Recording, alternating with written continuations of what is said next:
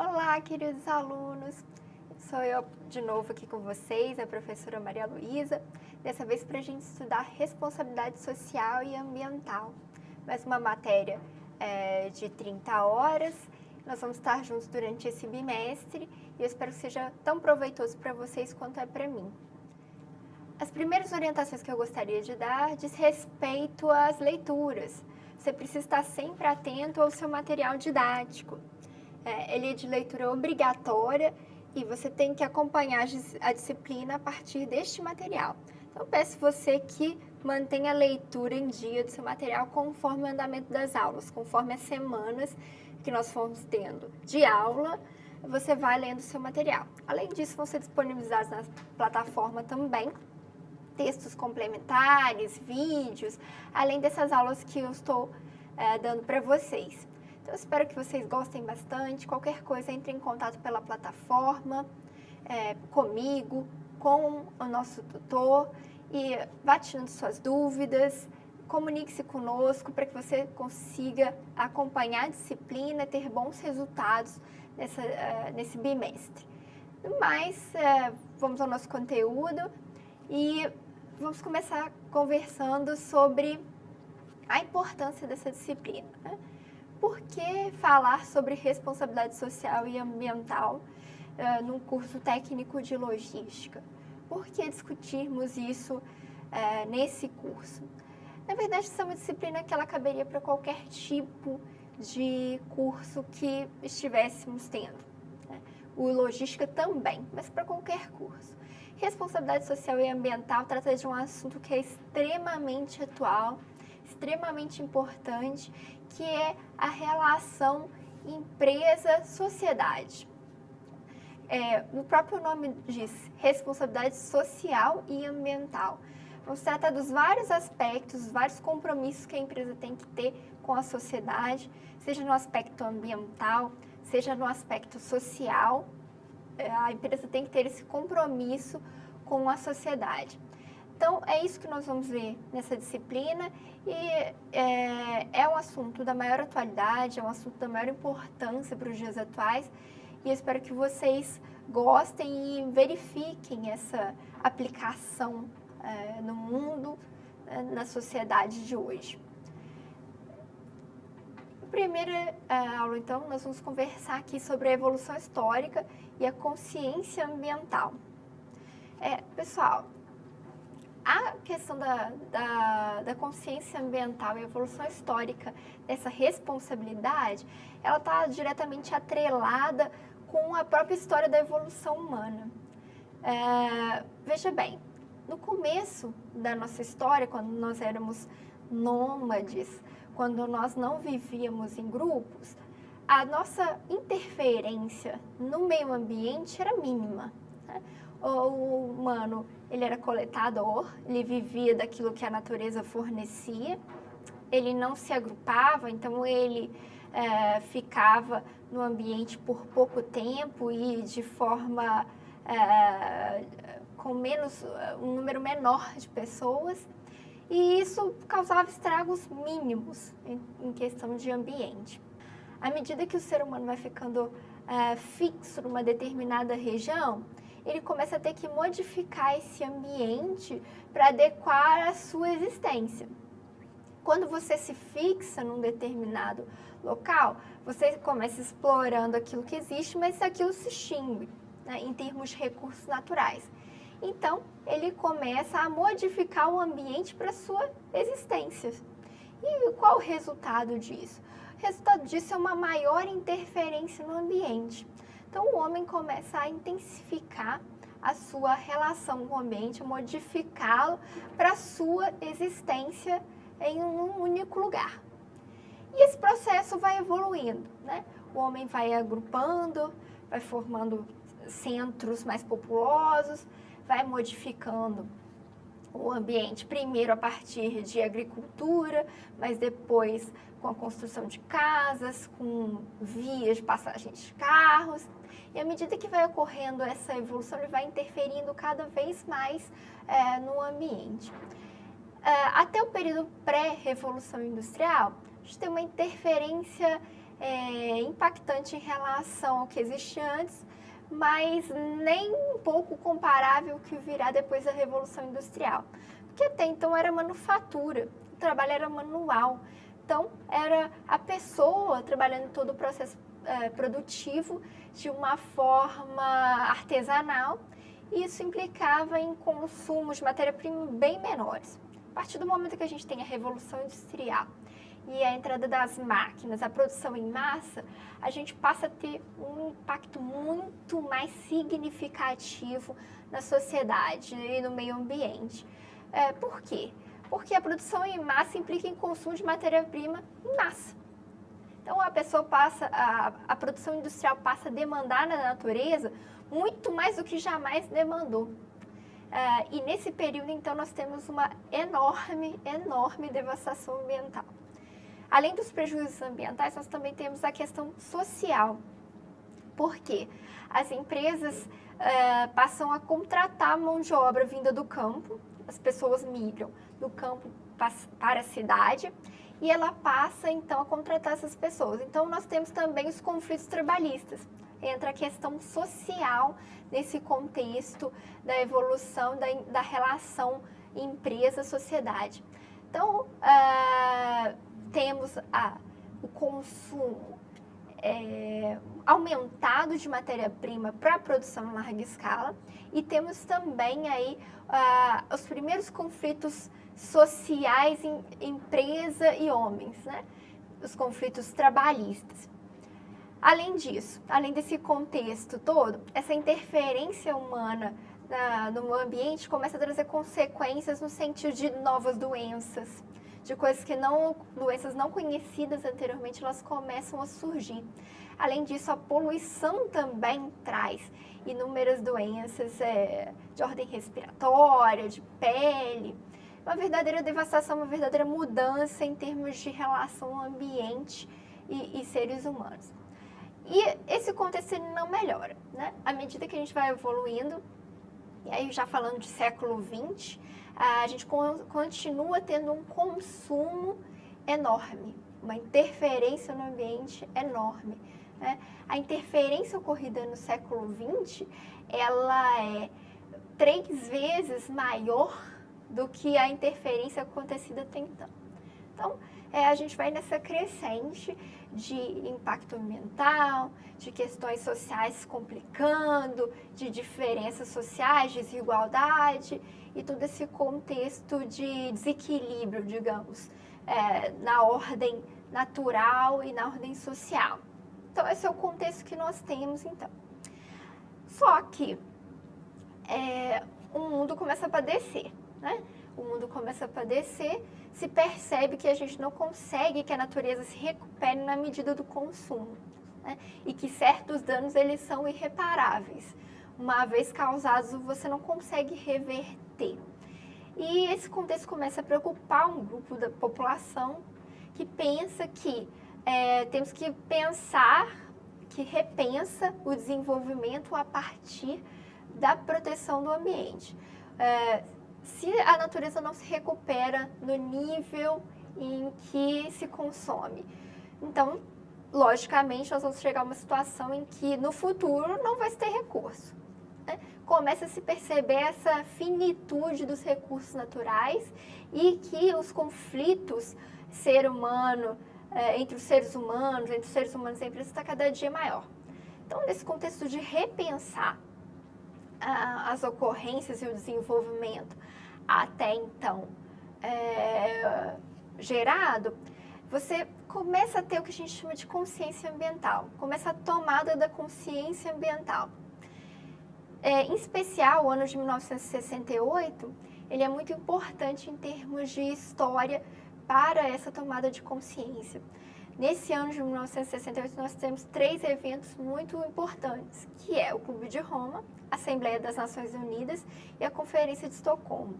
O Clube de Roma é a reunião de pesquisadores, cientistas, pessoas relevantes em termos de ciência e pesquisa, que começam a discutir essa relação homem e meio ambiente e a trazer conclusões mais científicas sobre o assunto. A Assembleia das Nações Unidas, os países se reunindo para discutir exatamente esse contexto de desenvolvimento, mas um desenvolvimento que precisa ser garantido para o futuro, né? Não um desenvolvimento somente do agora, mas que ele perdure. E a mesma coisa a Conferência de Estocolmo. Esses 3 episódios de 1968, eles marcam essa tomada de consciência efetiva, um momento em que a comunidade mundial percebe que não pode continuar daquele jeito. Dentro dessa Conferência das Nações Unidas, da Conferência de Estocolmo, surgem os primeiros indícios da conferência que iria ser realizada à Unesco, que discutiu a questão da biosfera, lá em 1971, lançando esse programa Homem e Biosfera. Esse programa tem como objetivo promover o conhecimento e a preservação da biosfera, né, de centros de vida de variadas ordens, vegetal, animal, no sentido de conhecê-los e preservá-los para o futuro. Foi uma das primeiras tentativas efetivas de preservação ambiental, esse programa Homem e Biosfera. Então, a Unesco se reuniu com vários países, sendo que o Brasil veio a aderir em torno de 1974 ao programa, e várias biosferas foram preservadas nos países a partir desse programa. No Brasil, salvo engano, são 7 ou 6 biosferas preservadas a partir desse programa. Então, um dos primeiros marcos também em termos de programa de preservação ambiental, esse Homem e Biosfera. A partir de então, a partir de 1968 e seguintes, a gente começa a ter uma série de convenções, uma série de acordos internacionais no sentido da preservação do ambiente nas suas várias formas. Temos, então, a Convenção sobre o Comércio Internacional de Espécies Ameaçadas da Fauna e da Flora Silvestre. Inclusive, isso é até hoje pauta em termos de Brasil atual, quando se discute acesso à biodiversidade. Tem justamente essa relação conservação, exploração econômica, até que ponto vale a pena admitir a exploração econômica, em que termos vai se admitir a exploração econômica daquilo que é próprio do nosso país. Então, isso é pauta na sociedade atual, está sendo discutido no Congresso. Tem Convenção Internacional para a Prevenção de Poluição de Navios, que novamente a questão dos mares foi discutida em 2012, na Rio+20. Convenção Alimentar Mundial, quer dizer, como alimentar uma população crescente e ainda manter a preservação ambiental? Será que nós precisamos devastar tudo? Será que é possível alimentar a população mundial a partir do que temos e manter a preservação ambiental? Convenção sobre a proteção da natureza do Pacífico Sul, Conferência das Nações Unidas sobre a Água, que mais uma vez também é um tema atual em pauta no Brasil, a questão da preservação dos nossos mananciais, das nossas fontes de água, a nossa dificuldade com a falta de chuva e a economia de água, também é um tema que lá desde 1977 está sendo discutido, mas que aqui no Brasil nos importa atualmente. Conferência das Nações Unidas sobre a Desertificação, Conferência Mundial sobre o Clima, Convenção sobre a Conservação das Espécies Migrantes Pertencentes à Fauna Selvagem e Convenção sobre a Conservação da Fauna e da Flora Marítima da Antártica.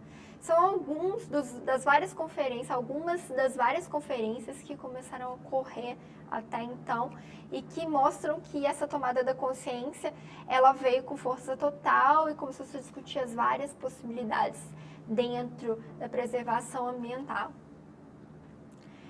Dentro desse contexto ainda de convenções relevantes da tomada de consciência ambiental, não posso deixar de falar do nosso futuro comum, o relatório surgido da Conferência das Nações Unidas em 1987. Uma série de especialistas se reuniu para fazer um relatório sobre o que se esperava efetivamente dali para frente em termos de sustentabilidade. é a primeira vez que você está me ouvindo falar desse termo, porque a primeira vez que esse termo foi positivado foi no nosso Futuro Comum, no relatório de 1987. Foi a primeira vez que se definiu com clareza o que seria o desenvolvimento sustentável. Na palavra deles, de uma forma bem simples, mas bem objetiva, desenvolvimento sustentável é aquele que atende às necessidades das gerações presentes, sem comprometer a possibilidade das gerações futuras atenderem suas próprias necessidades. Ou seja, o desenvolvimento garantindo que ele vai perdurar e que as gerações futuras vão conseguir se sustentar a partir daquilo que a gente tem. Foi a primeira vez que esse termo efetivamente, que essa expressão efetivamente foi descrita com clareza, e nesse relatório foram colocadas metas, intenções, objetivos a serem cumpridos para justamente alcançar o que eles chamaram de desenvolvimento sustentável. Após essa conferência, nós temos que falar de 3 outras, Conferência das Nações Unidas sobre o Meio Ambiente e Desenvolvimento, que também são importantíssimas para o tema. São a Rio 92, a Rio mais 10 e a Rio mais 20. Mais especificamente, todo mundo deve se lembrar da Rio mais 20, porque ela aconteceu em 2012, então é um fato bastante recente em termos de história. Rio 92, por que chama Rio 92? Porque foi realizada no Rio de Janeiro, em 1992. A Rio 92 ela foi um marco histórico da questão do desenvolvimento sustentável, porque ela trouxe também metas efetivas em termos de preservação ambiental. Se criou a Agenda 21 e se discutiu com vários países, com a sociedade civil, o que se pretendia para fins de meio ambiente. Então, a Rio 92 ela teve esse caráter revolucionário de pontuar esses objetivos, esses fatores que deveriam ser levados em consideração, e ela desencadeou uma série de outras reuniões, uma série de outros acontecimentos para a discussão da questão ambiental no mundo. A Rio mais 10 veio consolidar esse contexto da Rio 92, também trazendo a sociedade civil e os demais países para discutir se a Agenda 21 estava sendo cumprida, se os objetivos identificados na Rio 92 permaneciam, se a coisa precisava ser melhorada, e trazendo agora que a diferença mais significativa da Rio mais 10, inserindo no contexto a discussão social. Ou seja, na Rio 92 focou muito no meio ambiente, na Rio mais 10 passa a discutir as questões sociais também. Nós não só temos problemas ambientais, temos problemas de ordem social, que é preciso que se insira no contexto da discussão do mundo. Então, a Rio mais 10 tem esse caráter de começar a trazer as questões sociais para a discussão. E, por fim, a Rio mais 20, que aconteceu em 2012 no Brasil, que visava reformular todos esses conceitos, trazer novos paradigmas. Apesar das intenções ousadas, a Rio mais 20 ela sofreu severas críticas, porque o relatório que se pretendia lançar e que se acabou lançando, o futuro que queremos, ele acabou sendo rechaçado pela sociedade civil. Diversas ONGs, diversos especialistas pediram para que se retirasse o trecho em que se dizia que havia concordância da sociedade civil com o contexto. Isso por quê? Porque, infelizmente, a Rio mais 20 ela não conseguiu estabelecer metas e objetivos a serem cumpridos para fins de sustentabilidade, para fins de desenvolvimento social equilibrado. Ela apenas estabeleceu agendas para novas reuniões, para as definições a respeito disso. Então, a Rio mais 20, ela entrou para a história como esse momento de divergência entre a sociedade civil, que estava sendo discutido, a divergência entre os países desenvolvidos, que não queriam que certas questões fossem discutidas, fossem trazidas ali para o contexto, e a necessidade dos países menos desenvolvidos de discutirem isso. Então, são as 3 últimas conferências relevantes para o entendimento histórico do nosso contexto. E na próxima aula nós vamos discutir como é que a expressão desenvolvimento sustentável se tornou um novo padrão no contexto do nosso mundo. Até a próxima aula, pessoal!